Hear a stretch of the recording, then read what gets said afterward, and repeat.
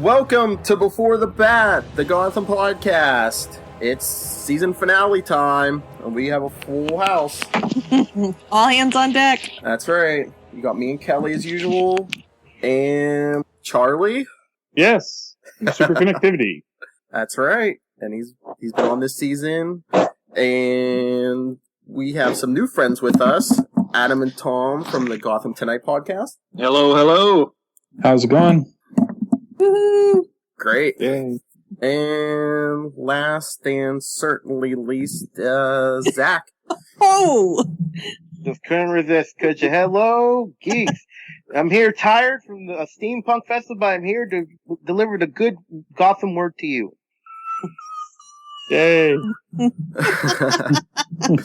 All Phil, right. did you hear So far that? away. A whole room of people who don't think you're funny. Yeah, we'll see. Oh, I forgot. I was going to start the whole thing. I was going to say, hey, Kelly. Hey, what? What's up, babes? Don't call me babes. Yeah, if anyone else, I mean, come on. I'll look at you with those husky eyes and say, "Don't call me babes." With the mohawk and the piercings in the side of your head? Well, I know you'll look at us like that, Kelly, but we're going to talk about the show. All right. What did everyone think of that first scene when Fish came back to Gotham in the boat? Well, I felt she definitely was a fit. I'm dropping the pun. Doesn't work. Whatever. But I just, I thought she was like almost gonna recognize Selina, like something was gonna happen or something. But no, it's like Good Morning Kid. It's like, I don't know why, but I thought of Christmas Carol. You there, girl? What day is it? Today? Well, today is when you're gonna kill Maroney, ma'am. I just wondered where she got the boat. I just wonder where she got patched up, because remember, last time we saw her, she was shot. Well, Oh, yeah, she got In the shot, gut. but she In had the time gut. to get her hair done and her nails did, and, Phil, Yeah. Phil, Get The that both, question is, what happened to the helicopter? She Both needed to use a you- boat. Phil, both you and Kelly host podcast for Arrow. As you well know, if you have the strength of will, you can survive anything. you can also like put grommets in your head and cut your hair and everything yourself. But it reminded me of Harry Potter. The kids crossing the kids crossing the lake to the castle and the cold fog thing and everything. Just kind of reminded me of it first. She was wearing Hagrid's cloak, what was weird about that is, so he says, "Good morning, children," and Kat says, "We ain't children, and it ain't morning." And it's like, well, she says, "Yes, but a new day is dawning." Like, yes, but, they're still not really children. Although I guess they are children. I don't know. I guess, I was waiting for a completion of that conversation, but I guess maybe it's more realistic that it didn't match up perfectly. But I felt that, like, there's something weird about dialogue. I could just hear the comic book guy going, "Worst comeback line ever." or what hit the cutting room floor there. Right. Yeah, that was what I was left thinking is, okay, there was more to that. Either that or we're talking a really bad 70s song. Morning is broken. As, just But not. we do get Cat and Fish together, and I think those two made a really nice team. And I like Kat doing the fish do. Oh, yeah. The hairdo. Well, she got all Eartha Kidded there. It was great. It was, Yes. it was, And what does this effect Selina has on older women? well, Yeah, Well, it is kind actually- of weird. for what it's worth, I actually kind of I don't feel there was anything untoward going on with, Fish and Cat. That seemed like a real mutual, we understand the criminal world, we are friends, and I'm going to mentor you kind of vibe, rather than I'm a drunk, crazy person vibe that she got with the other old lady. Yeah. Well, that other little lady, tends not to wear pants. So, Yes. hey. The one Adam and Tom call, She Who Will Not Be Named. Yes, but technically we did lift the Barber ban the last 2 episodes of the season. Had no choice. Give her a Well, she's Me interesting and now. Phil have actually talked about this because we said, we wonder if she's still going to end up being the love of Gordon's life, because how the frick do you come back from this? It's like, Hey, remember when I threatened your girlfriend with a knife? Good times. Yeah, they don't come back from this. Yeah, maybe And maybe we call her alter ego Babs. I just don't. you know what it is. What? Well, here's what I'm going to say. Okay. So we all go that Barbara Gordon is certifiable. Like we could actually get her certified and off to Arkham next season. Yeah. In fact, I get the feeling next season starts with her in Arkham, and a whole new storyline comes from that. But Gordon's current squeeze, how bad of a doctor is she? That I'm a pathologist, but I'm a pathologist, but I used to be a doctor at an insane asylum, and even though it violates every ethic you could imagine for me to give, trauma therapy to you, sure, why not? And let's do it while we're drinking wine. Forget the trauma theory. How about the checkup in the first place? They went center to like Gotham General or something? Yeah, it's like, let's have the pathologist take a look at you. That's it. Basically, it was, we don't want to pay for an extra actor this episode, and we have one who's technically a doctor. And you might as well had Nigma doing the checkups. Kind of like I cut myself at the animal shelter. Here, let me have the vet stitch that up for you. Oh, Essentially. And that being your first choice. Yeah, except it's not like she was at the animal shelter. It's she was upstate New York, and then it's see that's the thing. If she was the only doctor there, then it makes sense. But it's like she is living in a major metropolitan city. They do have other doctors, and it is a huge violation of ethics to like treat your boyfriend's ex. Yeah, I know. It's like, even if she doesn't know, that's still a major conflict of interest. Besides being, like, way past awkward. Yeah. Well, as we say on this show, it's Gotham. Yeah, it's Chinatown. Nobody cares. It's Chinatown, Jake. That's the line. Oh, and then we see Gotham. Then we see Bruce tearing the library apart. Yeah. He seemed a little obsessed, too. Just a little. There is something in the water in Gotham. I think that, I think at some point DC should just come out with, a big, scandal, yes, lead pipes in Gotham lead to massive mass hysteria and insanity throughout the population. That's all those old buildings, all those old lead pipes. It's affecting the brains of everybody. Wait a minute, which Batman was it where they put stuff in the water? Batman Begins. Yeah, there you go. Well, of course, there was from the 1960s Batman where the Joker turned all the water to jelly. Yes, I remember that one. That was, which in many ways, a far more horrible fate because everyone would die within a week of, dehydration. It was, and really that would lead to chaos way better than here's a bunch of drugs because, What I'm saying is that 1960s Joker, he was way more diabolical than people give credit for. Then we get the attack on Falcone. Yeah, can we talk about that? Yes. That scene made no sense. It's like Falcone is supposed to be like the ultimate mobster, like instincts up the wazoo. I'm pretty sure if he looked up and saw motorcycle speed, now I'm not saying he would have expected RPG or even survived the attack, but I'm pretty sure he would have moved a lot quicker and sooner than that.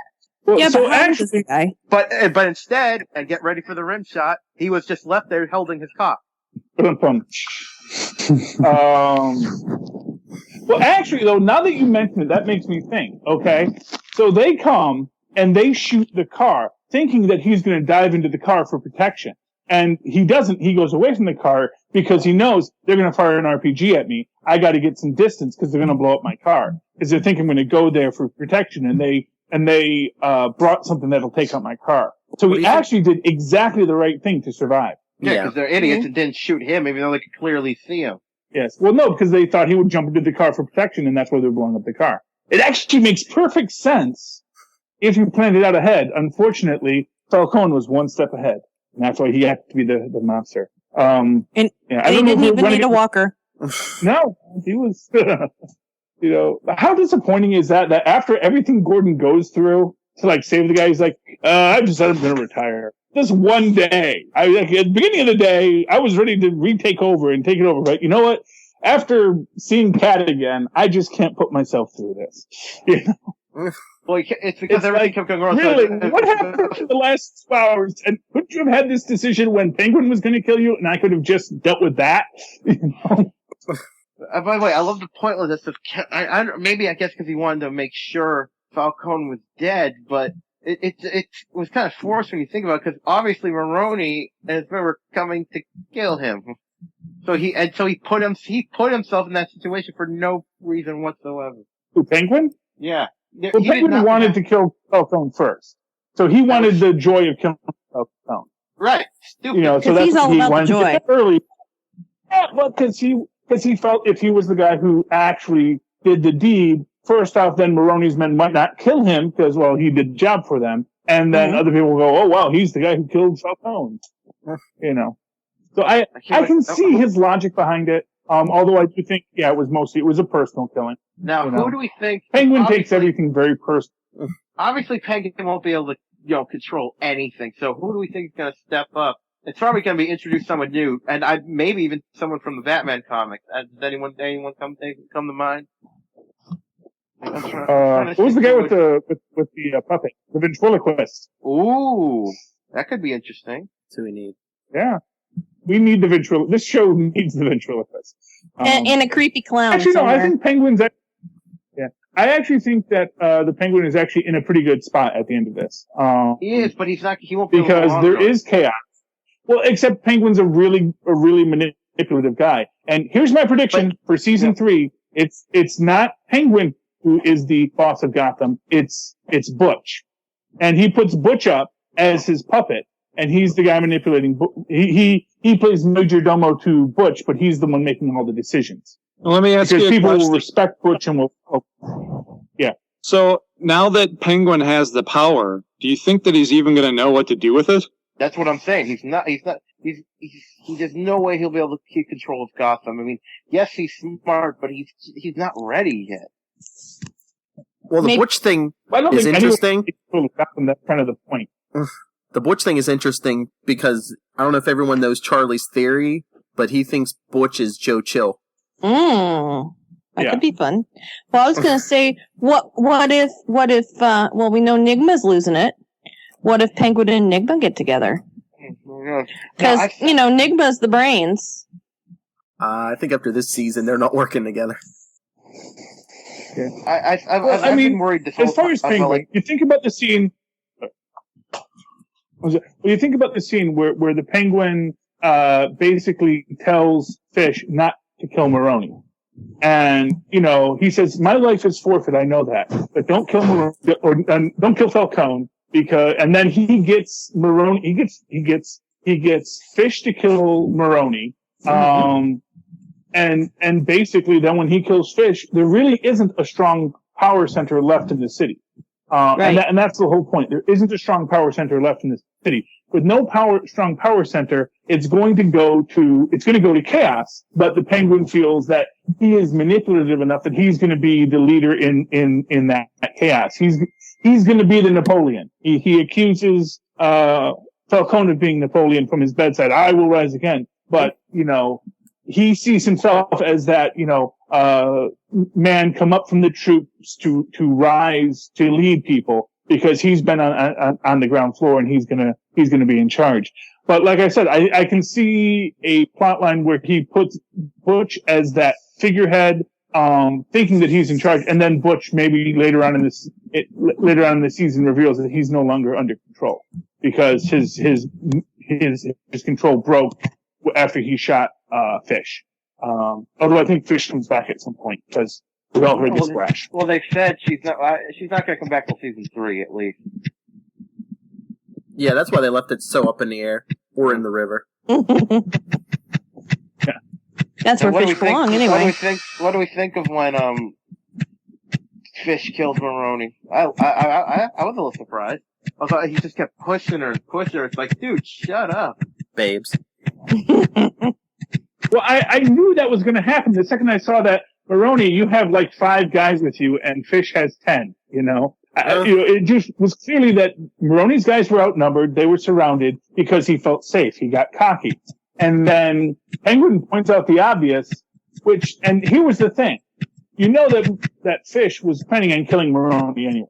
Fish wants to be in charge. She's not going to be the underboss, but she was going to take her territory back and then expand out. She wanted to be an equal. No, she doesn't want to be an equal. She wants to be the boss. Well, eventually, but I think she'd take being an equal. I think if he would have gone that way and then would have subverted him, but yeah. And I thought the whole scene was kind of funny because in my head, all I could think about was classic villain, and he's monologuing. He has Falcone exactly where he wants him, and he's just monologuing it away. Yeah. Yeah. Exactly. He was too happy with that. Well, it's because of it's what's in the water in Gotham. City is green supervillains. The lead chips. Yeah, lead. It's that lead piping, man. Yep, and the old lead-based paint and all those buildings from the 40s. Exactly. Now, wait, tell me, was Maroni the first major character from the comics that got killed in Gotham so far? Or am I forgetting someone? I'm thinking. Well, didn't the electrocutioner die too? Yeah, but there's been a few No, the different electrocutioner didn't die.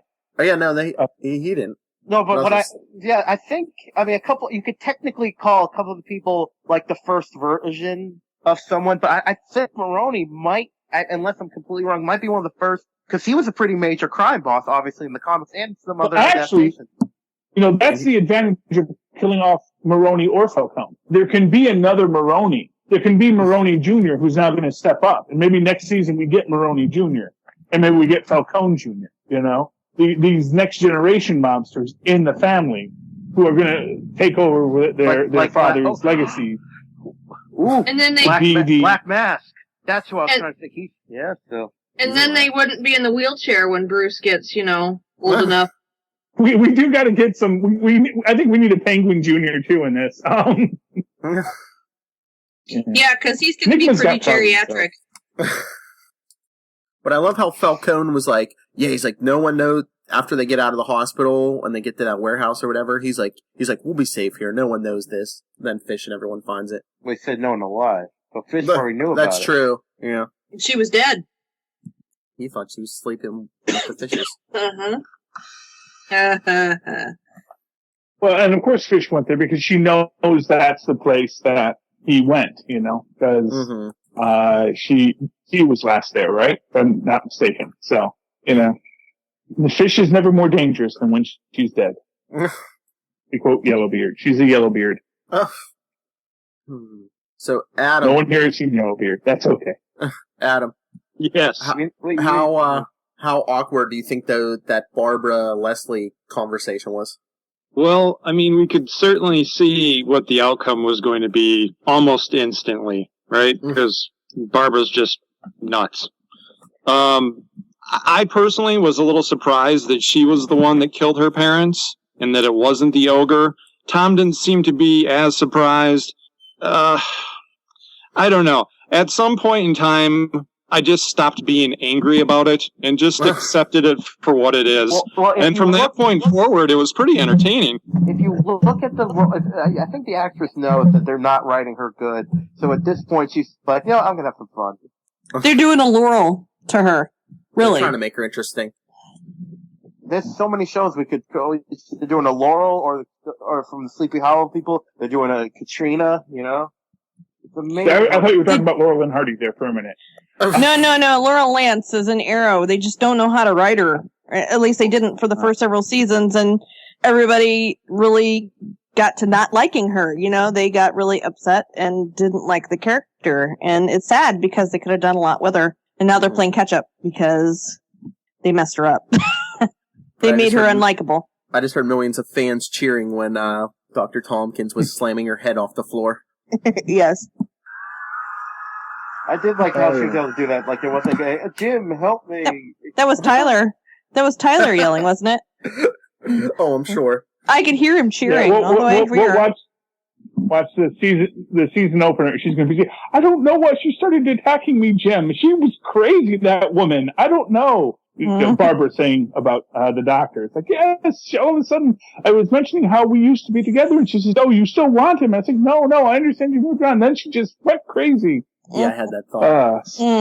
Yes. So something really because he walks in, all he sees is there's Dr. Thompson on top of her, smacking her around. Something really bothered me with this episode, and I don't know if anybody else noticed it, but did the penguin's shoes look ginormous? Yes. That was look like so keys. weird. Or clown shoes. It was unbelievable. Well, I think they said he puts rocks at least in one of those shoes so he remembers to do the limp. Oh, really? That's I smart. think so, yeah. That's fun. My cousin actually went to... Go ahead. What really bothered me about the scene with Barbara and Dr. Tompkins is just before it all goes crazy, there are two women in a dark room eating cake, except neither one of them is eating the cake. There's two perfect slices of red velvet cake, and neither one of them wants to eat the cake in front of the other. When Barbara was eating the cake. When Barbara was trying to break through the bathroom door, did anybody think it was going to be like they were copying The Shining? She was going to stick her face through there? I tweeted that. Here's Barbara. Everybody thought that. But even in like the midst of a kill, she still can't be bothered to put pants on. Hey, don't stifle Is her. she not wearing pants in that thing? I don't think she's worn pants ever. Except when she leaves the apartment, which is only been a couple times. At least she didn't stop the killing spree to get high. That you know of. Right. She's like, Yeah, She might have gotten high beforehand. She's on the floor like, I was gonna kill you, but whatever. Yeah, I just see season 2 opening with Barbara and Arkham, straitjacket, no pants. Hey, some people can make that look work. Yes, we know, Zach. You need all the attention. Let's even talk about me, and why you picture me in a straitjacket with no pants, Phil. You have issues. I thought that's what you were saying. Not even close. I was actually making a cheap shot about the fact she's an attractive woman. Jeez, Phil. And that's the sound of a pin dropping. Exactly. So what else happened this episode?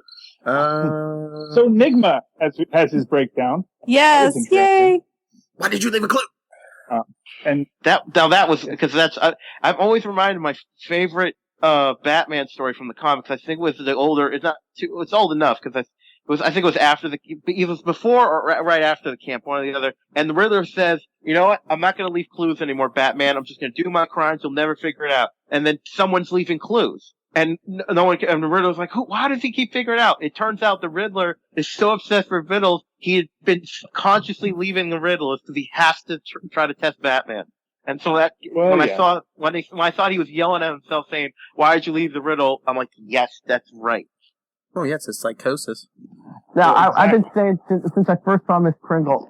I said to myself, for the love of God, please don't make the fact that he becomes a riddle is because she breaks his heart. But this works. Well, yeah, because she didn't break his heart. Truth be told, he actually had a perfect out there. He said, yes, I wrote the note because I felt you needed closure, and I felt he should have left you something, and that he didn't really made me mad. So I wanted to leave a note for you so that you had some closure. And she could have said, I didn't need closure. I just needed someone to be a man for me. And then they could have kissed, but then you don't get a Riddler. It's like, if he actually understood how humans interact, he actually had a pretty good out there for writing this clearly fake note, which it was a clearly fake note that, oh, he wrote you this note, or oh, he wrote a note, but he didn't sign it. He just typed it because we live in the 1940s apparently. And, and for some reason his grammar and syntax is so much better than it used to be. Yes, exactly. Hello. Yes. I think she was waiting for him to say that so that they could actually have a moment, but he just chickened out because he was both too delighted in the fact that she had figured out his riddle, but then too afraid to, Well, because he's emotionally stunted. Because there's something in the water in Gotham. Yeah. And the whole city's built on an ancient Indian burial ground, you know that. It's, the rains did something to those Indians. I'm just saying. That's why all this bad fortune follows them. Well, yeah, that's what's behind the fireplace. Yes. Oh, those. Yeah. The ancient Indians. Guess so. Yes. Was everyone else so disappointed that we didn't get to see the Batcave? Yeah, should we talk about that? What Yeah, do I'm we just think? disappointed there weren't bat holes. Now, obviously, there's going to be something, but I mean, how? Because there was even one storyline that it obviously didn't last long, where they actually made of Bruce's father a version of Batman. What do you think is going to be in there? Probably a big wall with all the connections that he's made between all of the crime bosses in Gotham and Wayne Enterprises. And how he was trying to dismantle it. Yeah. With the help of Lucius. Rex and a big Joker and a giant penny. Yes, they find the giant penny, and Alfred goes, "Oh, am I going to have to clean that?" Yes. Well, I remember when it came out, I texted. It turns out that that Bruce Wayne's father really was the Gray Ghost. Something from the Batman animated series. That's what I was thinking. Adam West was. We know who the Gray Ghost is, man. Believe me. If anyone crowd knows. Okay, well. I just assume when I mention something obscure like that no one knows who the Gray Ghost is. Yes, because there's no obscure geeks in here. There was a character voiced by Adam West. Yes, that was awesome. I really love the Gray Ghost. It's gonna turn out. Speaking of animated series, it's gonna turn out Bruce's father is actually the Condiment King. Yeah, I'm hoping they bring Adam West on the show at some point as some long lost relative. I don't know. He can be cool. Have him as who Aunt Harriet is married to. That'd be perfect. Yes. I was disappointed they didn't have Harriet in the Joker episode because she actually is Robin's mother's sister. Yeah, but she hasn't really made many appearances since the '60s show, has she? That was her only appearance, wasn't it? No, she was in the comics first. Yeah. Oh, she well, I never read much of the camp comics, so. Yeah. Well, she wasn't really campy. She was just she might have been campy, but the comics were at that time. Yeah. That's why the show was campy. Yeah. Well, anyway, but she was she's actually I always want to say Burt Ward. What is Robin's name? Dick Grayson? Dick Grayson.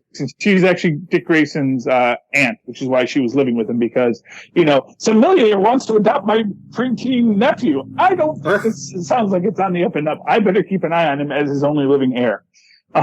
Yes, this isn't creepy at all. It's Gotham. Then again, you got Cat and... From Gotham, they're actually the sane ones because they're not drinking the water. You got Cat and Ivy living with Barbara for a while, so we need this Gotham. Yeah, it's strange. So here's a big thing. What does everyone think of Butch shooting both Fish and Oswald? I find it interesting because for this whole time I wanted to know how far the conditioning goes. I thought stuff like he was going to betray Penguin at the last minute, or that it was actually him that modified the guns to betray Penguin. Well, it would set him up, to everybody else on the outside that doesn't know his condition, would set him up as the perfect mob boss. Actually, I think Penguin was the one who sabotaged that gun, because that was the whole point, was to start the war. Right.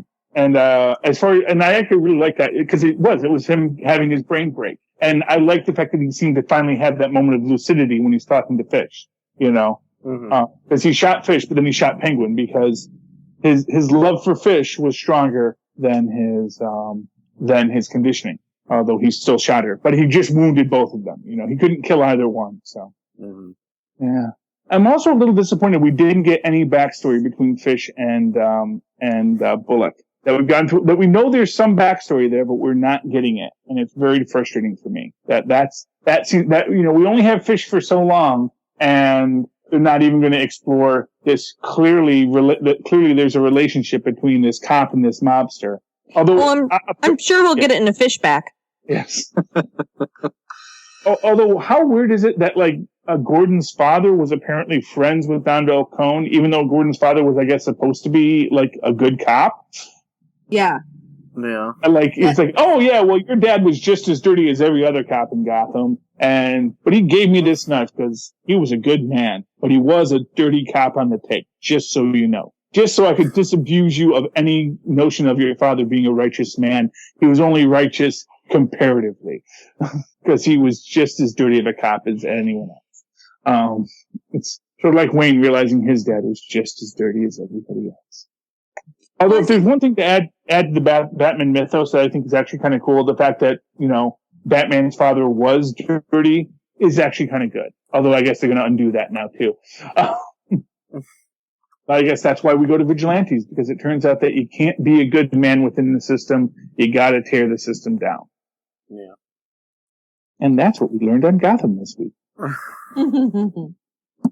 All right. Here's a topic I wanted to bring up. Adam, we'll start with you. Do you think they introduced too many characters this season? Because, where was Zaz at in the finale? Where was Montoya and Allen? Where have they been? Dent. Yeah, absolutely. I think they introduced too many characters. I was really I was super confused as to why Victor Zsasz didn't show up in the finale. If anybody could have protected Falcone, it was him. But for whatever reason, they neglected to put him in that episode.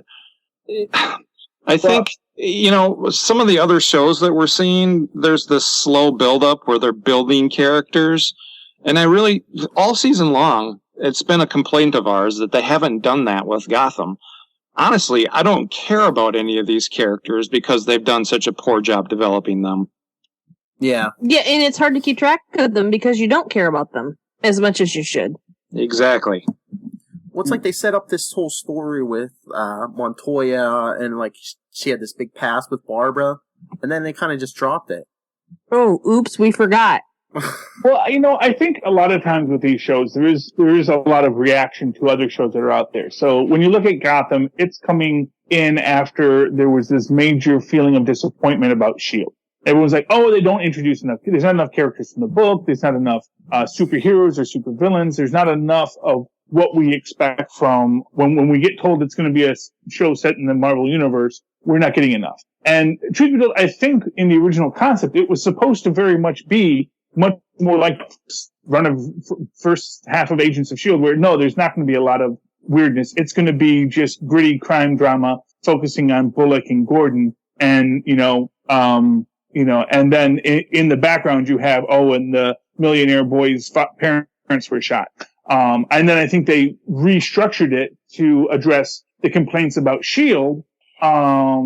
But in retrospect, we can look at a show like S.H.I.E.L.D. and say, they were building to something. But because they were trying to prematurely build to something, they got to stuff too quickly, and then they just had too much to do. And then they couldn't sort of rein it back in to give character development, because they had to say, we have to have a new character every week, to build up this rogues gallery. Well, don't forget we only had originally, a 13 episode season to start out with.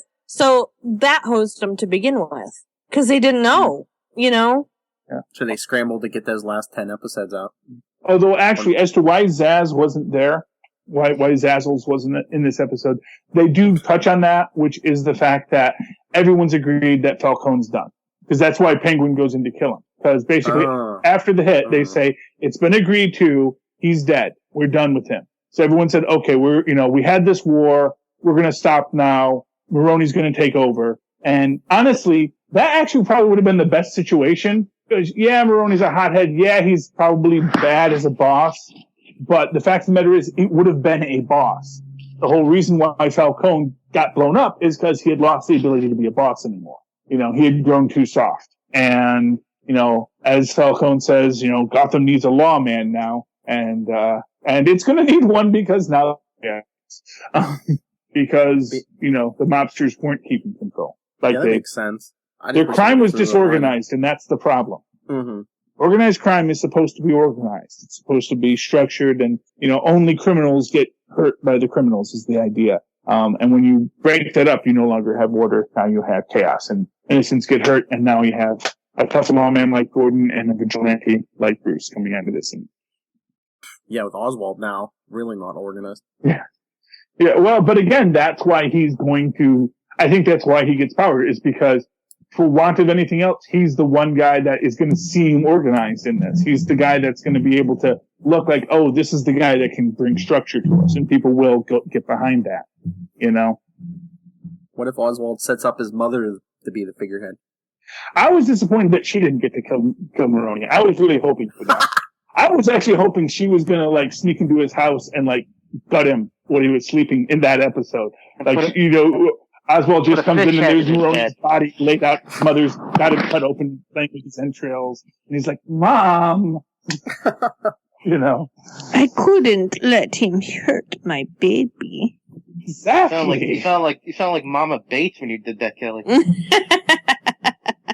But she talks just really weird like that. I mean, I love her, though. I love her to death.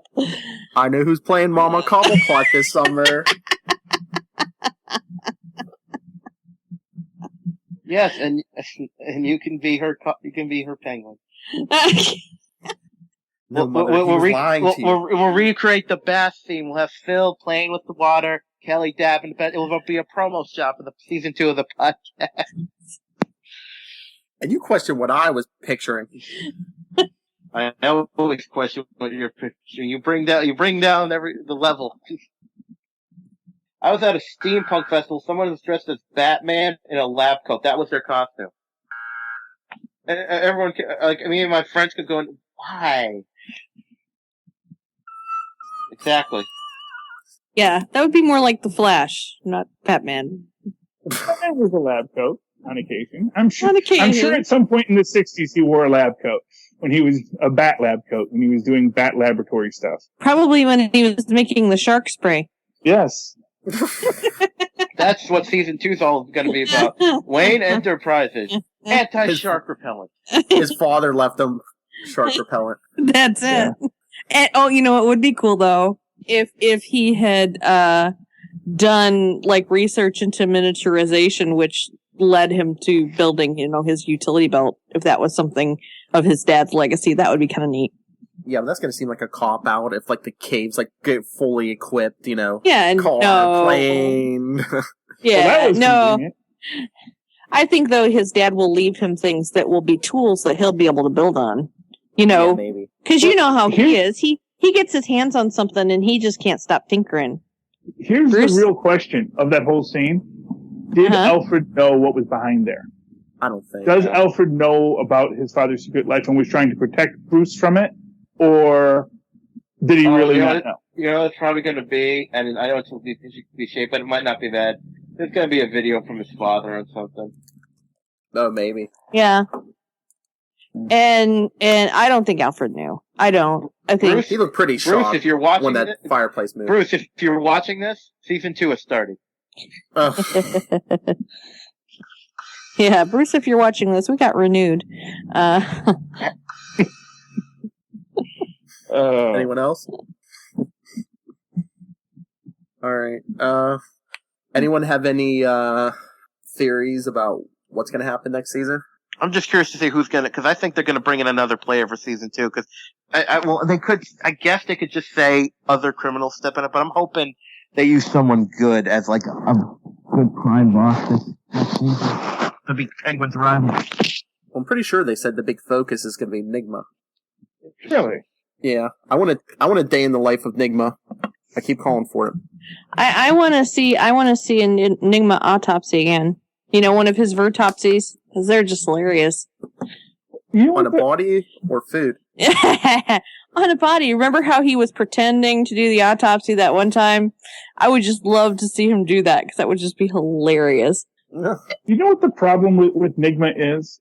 Is I don't see, you know, it's like this. If he's going to be a criminal, okay, because Nigma was never a mob boss. Nigma was always, you know, the Riddler, because he wasn't always Edward Nigma. He used to just be the Riddler. He was a criminal. He stole stuff and pulled these massive capers. But I don't see where we've gotten, okay, Nigma's crazy. Maybe Nigma likes to leave clues. But we don't got, Nigma wants to steal stuff. Nigma wants to be rich or something like that. We don't really have that building towards that. To that extent, I mean, I could, really, with Ms. Kringle, that actually, that could be why he starts stealing stuff. He's like, she wants nice things, so he starts pulling these massive heists to steal. That would actually be a funny way to do it. Someone commits a crime and Enigma goes, I could do that better. Or, I could see that. or what if he starts messing with the evidence? Because he's in a When position. is he going to cross the line? Well, I know we're saying that often killing the officer might cross the line, but not because it's like, where's it going to let it affect his life? When's it going to start creeping into his action? Right. Or what if they make him like a Dexter? Like he goes out and he starts killing criminals. Yeah. Or if he starts messing with evidence to incriminate people that he believes are guilty of something and should be in prison. You know what I'm saying? Setting people up which for crimes they didn't commit. Right. But for crimes they didn't commit. To engineer the politics of the city and of the office. Oh yeah, the hands and feet. Yeah. Oh yeah. Well, I mean, that would be, that actually might be how, Scolari loses his, position is Enigma starts framing people, and that's how Gordon gets to be commissioner. That'd actually be pretty cool. But of course, well, actually, what would happen there is, Gordon's going to figure out the clues, because Enigma's going to be leaving his little clues there. And, so Gordon will actually forsake his being moved up for it and tell Enigma to stop, and then Enigma's going to get mad. But again, I don't see where he starts stealing stuff. It's sort of this thing where all of Batman's villains are now like serial killers for some reason. And it's like, that's not really what either the Penguin or the Riddler ever really were. Well, I guess the Penguin eventually got into that area when they started doing the mutated Penguin storyline. But, originally the Penguin was just a guy in a tuxedo who stole stuff. Right. He was the dapper man about town who stole things. And, but then they made him the crime boss and he kind of ordered people's deaths. Yeah, and I can get that with the Penguin. I can get that. I just don't see that going on with the Riddler. I don't see the Riddler in that level of violence. I don't see the Riddler in that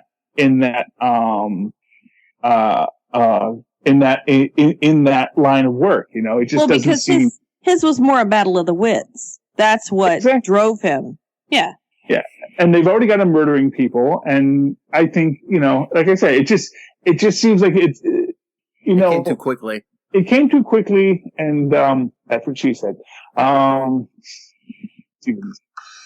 Maybe now he's trying to figure out the perfect crime. How to pull off the perfect crime. Well, he did just pull off the perfect crime. Well, we don't know. Yeah. We don't know if he'll, you know what I'm saying? But, I mean, obviously, there is still evidence of that crime. Maybe he's planning to turn off the perfect robbery. Or something like, you know what I'm saying? It's going to be, whatever he does, it's going to be something that requires a lot of thought. Maybe he'll do it to impress his lady love, Yeah. To try to win her over. Or to steal some money to buy her some nice presents. Yeah. Yeah. I mean, I guess you can get into that, like I said, but this is sort of the problem with the characterizations all around. It just seems like, there does seem to be some weakness there, which is, really, I think the character that had the most depth and story this whole season was probably Fish, and she was only there for one season, and she's not an official DC canon character. But that she's got some depth now. Yeah. So used to doing my own sound effects there. But that's the thing with it. I think they felt sort of hamstrung by the characters that they had to put in there that were DC characters. And so they kind of built out the characters who weren't, there. So they built out Fish's story because Fish was a story that they could really do anything they wanted with. And again, there's so much with Bullock that they never built in. With like the fact that Bullock used to see himself as the White Knight charging into the breach. That Bullock used to be Gordon, before he got his Cobblepot. But they don't explore it. And that's disappointing, that they had these interesting potential storylines that they didn't really pursue. And maybe they were saving them for the second season, but why save it for the second season if you don't even know you're going to get a second season? Mm-hmm. Hey, Kelly. Hey, yeah. You know what just came to me? What? Tyler's not here, Uh-huh. but the whole city just got cobblepotted. Okay, you guys have got to hear this because it's just really ironic. I just literally had a Facebook post come across my timeline that says, it's from a friend of mine, it says, Jim's making me put on pants. Boo. I just couldn't stop laughing. I said, are you watching Gotham? How about how they kept getting repeatedly caught? Like, they get out and then they fish bring them right back. It's like, oh, is it time to get kidnapped again already? Oh, yeah. Yeah, Fish seemed indestructible this episode almost, until she wasn't. Well, we don't know that yet. This isn't the first time she's been shot, and this is a lot less fatal of a shot that she got. The great and powerful fish? Yeah, well. She's the wizard of fish. They threw her in the water, and that's where fish are the most dangerous. You know? That's true. Although you could say the same thing about penguins. And that was, if they were going to do a corny, cheesy line, why didn't they have a line about fish eating penguins, you know? Or penguins eating fish. Sorry. I was going to say, wait a minute.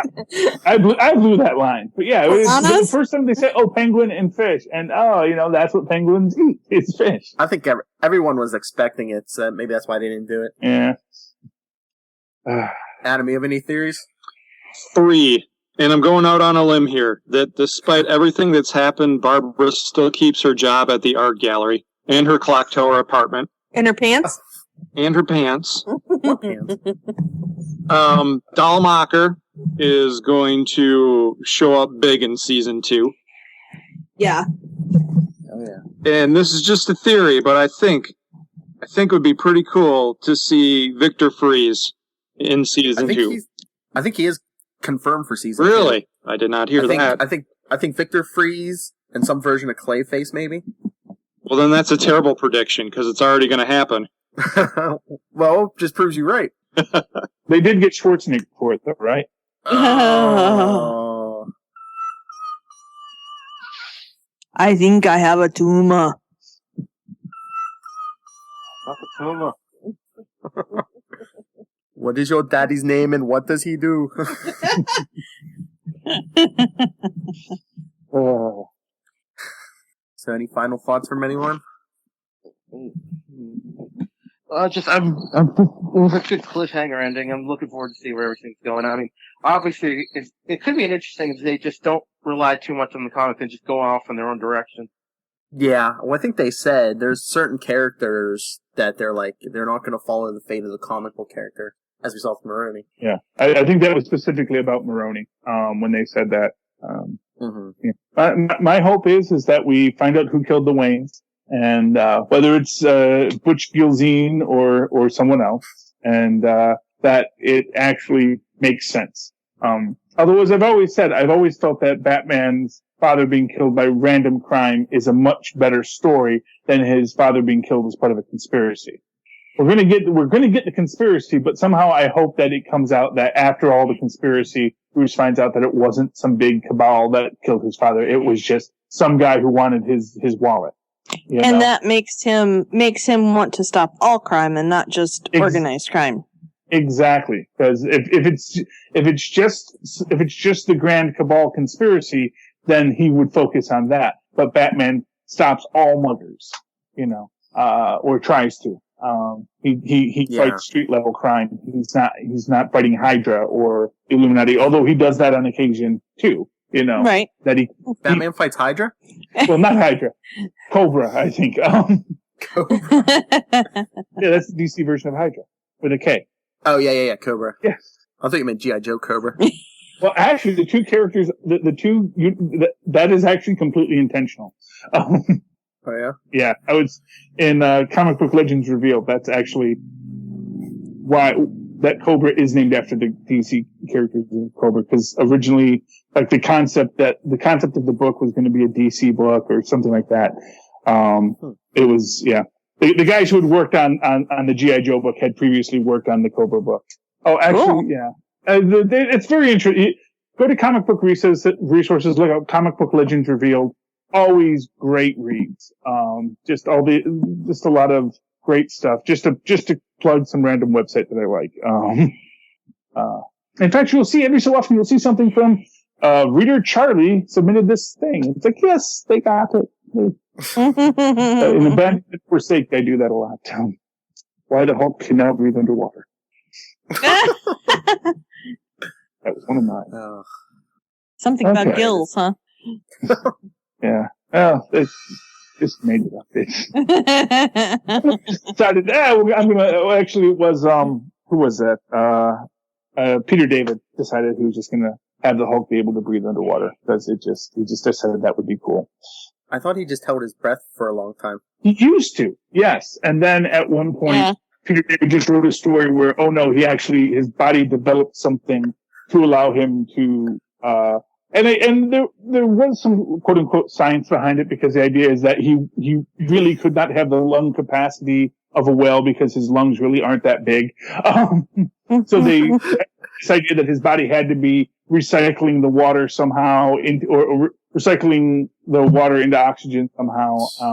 Through his skin, probably, or something. Yeah, something, although it is still officially canon that in space he would still need to breathe. Officially. That's a good thing. But Charlie, I thought we already did super connectivity this way. Sorry. That's okay. I can't help it. 6 degrees of Gotham. Charlie is a Marvel man through and through. I got DC stuff too. I know. But your first love is Marvel. Oh, you never forget your first. In the magazine sales when I was a kid, that's who had the contract was Marvel. You couldn't get the DC comics. If DC had been selling magazines through my school, I would be a DC man. I would have gotten, Batman or something. So just who got you first. Yeah, well, that's how it goes, man. Here, all I got was Scooby-Doo. I can't believe you said very that. Good comic series now. There's Scooby-Doo Team Up. Yep. That's what Lilith was telling me yesterday. They're a lot of fun. Yeah, it's I'll give you this much. DC has the young fans locked up. Between Teen Titans Go and Scooby-Doo, they're just... Well, and then there's this new, the new female comic coming out, too, for teens. Oh. Yeah. That looks like it's gonna be really cool, too. Good. Yeah, I think DC is really building up to that next generation. I think that kids are going to be going in to comics with that. I know my kids are.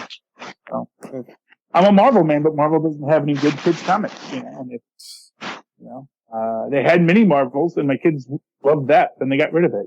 So nothing I can do. They like the Tiny Titans and the Teen Titans Go. You dropped the ball, Marvel. You dropped the ball. Mm-hmm. All right. I think it's time to wrap this up. Yep. Let's see. Zach, where can everyone find you? You can find me on the page for any of the shows I podcast for. For me, personally, just look for Interim Insanity on Twitter.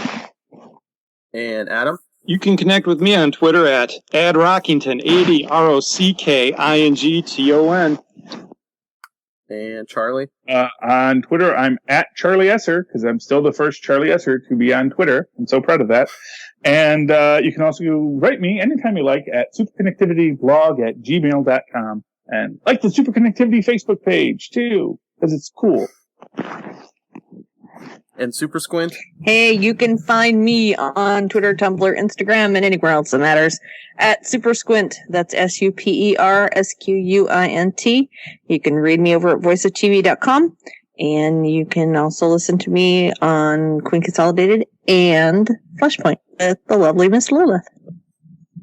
And you can email the show, beforethebat@gmail.com. Facebook is Before the Bat, the Gotham Podcast. On Twitter, we're at Before the Bat Pod, where Lilith has been so gracious to live tweet for us the last couple Mondays. Yay, thank you, Lilith. Yes. You can talk to us on the forums, on our Southgate Media Group page. And you can get a hold of me at nightwingpdp@gmail.com. And on Twitter, I'm at nightwingpdp. Yay! So, anyone else? Any thoughts?